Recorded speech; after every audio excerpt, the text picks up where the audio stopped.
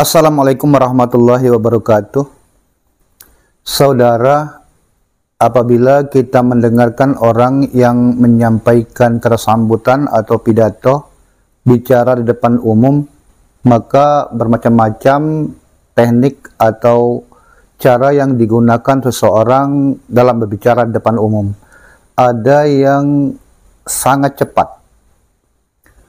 Misalnya, yang kami hormati, kepala desa serta perangkat yang sempat hadir, para tokoh agama, tokoh masyarakat, tokoh adat, bapak-bapak dan ibu-ibu sekalian yang kami hormati.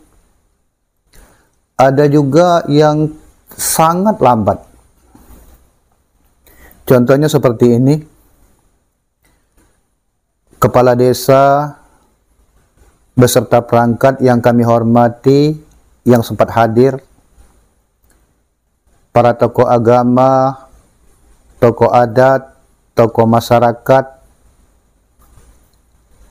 Jadi dua cara tersebut sangat berbeda. Lalu kita inginnya yang mana? Standar kita cepat atau lambat?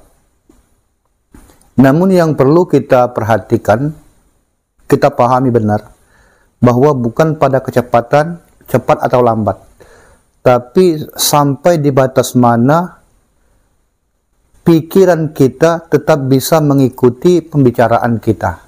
Dalam arti kita bisa berbicara sambil berpikir.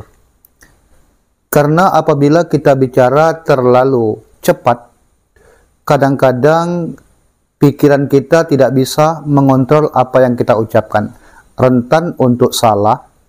Bahkan kadang-kadang kita menyebutkan sesuatu tanpa kita sadari adalah kekeliruan. Setelah diingatkan orang lain baru kita sadar. Itu kelemahan dari terlalu cepat. Misalnya saja pernah terjadi seseorang yang pidatonya seperti ini. Bapak dan ibu-ibu, alhamdulillah kita bersyukur kepada Allah Subhanahu wa taala pada hari ini kita dapat memenuhi undangan dari Sohibul Hajat dalam rangka untuk resepsi. Sudah kita tersebut resepsi, baru kita ingat bahwa ini bukan resepsi, takziah. Takziah kematian atau syukuran. Kenapa? Karena kita bicara tanpa kontrol dari pikiran kita. Itu kelemahan terlalu cepat. Dan orang-orang yang bicara cepat namun tidak salah, artinya kecepatan kontrol otaknya itu seimbang dengan kecepatan mulutnya. Begitupun lambat, itu mudah kita mengontrol pembicaraan kita. Bapak-bapak dan ibu-ibu hadirin yang saya hormati, alhamdulillah kita dapat berkumpul di tempat ini dalam rangka memenuhi undangan Sohibul Hajat. Namun kelemahannya, orang-orang yang mendengar pasti berpikir ini orang bakal lama pidatonya, lambat benar. Nah, itu pula kelemahannya. Jadi, yang menurut kami yang paling tepat, kita gunakan kecepatan kita maksimal, tapi dengan kita tetap bisa berpikir. Untuk melatihnya, tidak apa-apa kita latih dengan cara bicara selambat mungkin. Yang penting kita bisa mengontrol perkataan kita. Misalnya kita lambat-lambat. Assalamualaikum warahmatullahi wabarakatuh. Alhamdulillahi rabbil alamin. Assalatu wassalamu ala asrafil anbiya'i wal mursalin.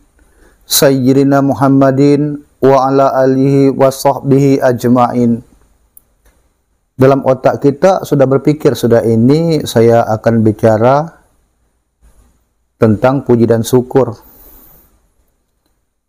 Atau sudah ini saya akan memberikan penghormatan kepada siapa-siapa saya akan memberikan penghormatan. Otak kita sudah berpikir sebelum kita berbicara. Selambat mungkin dulu untuk latihan. Yang kami hormati, dengan latihan yang demikian kita pun bisa mengekspresikan apa yang kita bicarakan, sehingga kesannya kita bukanlah hafalan, tapi benar-benar kita ada interaksi, ada komunikasi, ada sikap terhadap orang yang kita sebut.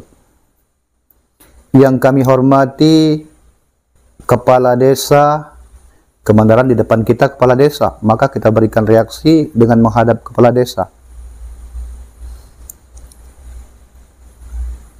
Dengan lambat seperti itu, otak kita pun bisa melihat siapa lagi di antara yang hadir, yang boleh jadi tidak ada dalam catatan kita.